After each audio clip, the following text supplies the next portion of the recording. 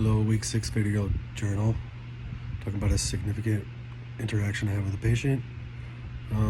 Well, I've been in inpatient care for 2 years now, and I've ran into many schizophrenic patients. But just the other day, we had a schizophrenic patient who wasn't taking his meds. His parents said he didn't want him back home. They didn't want him back home because he was just disturbing them so often that it was like not sustainable for them.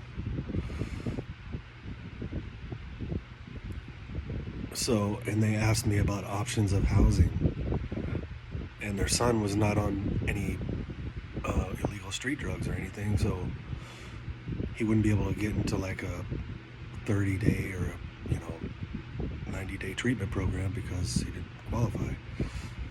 He didn't qualify for a sober living home because of his mental illness, for certain sober living homes. So I had to explain to the parents there's no housing available for folks like him. I mean, he wasn't any harm to himself. He could take care of himself. And when I told the father that his option was probably homeless shelter, I think that changed the father's perspective on it. Then we started talking about options like long-acting injectables and such. So I think my personal strengths with regard to the provider-patient relationship is I have experience with having disabled children and having gone through a lot. I have a lot of parents that bring their kids in because they just can't handle it. They need help getting them stable.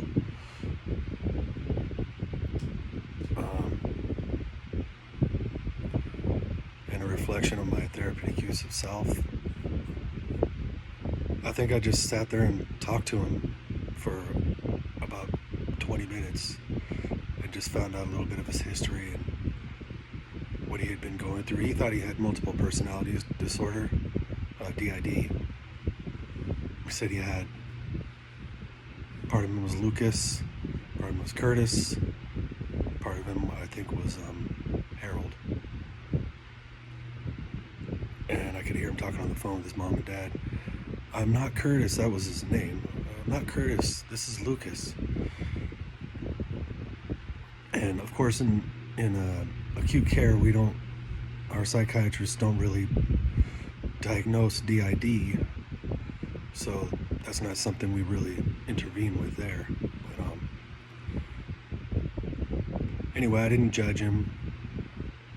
I just listened to him, and I think listening to patients is one of the most important things we can do to help them and kind of relay their feelings to their family and try to relay the family's feelings to them and try to be sort of an arbiter there.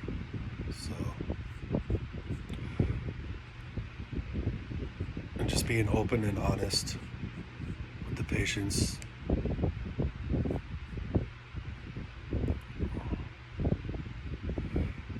And so something I learned, we just need to be open and honest and take time to get to know our patients and know their history and their families. Thank you.